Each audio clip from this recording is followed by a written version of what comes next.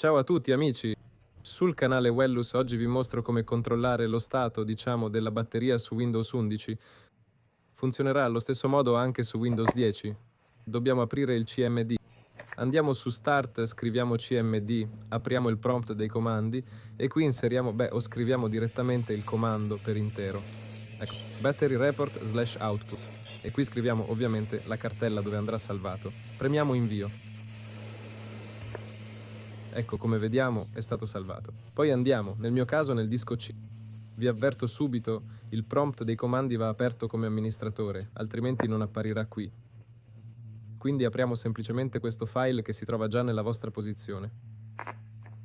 Perfetto.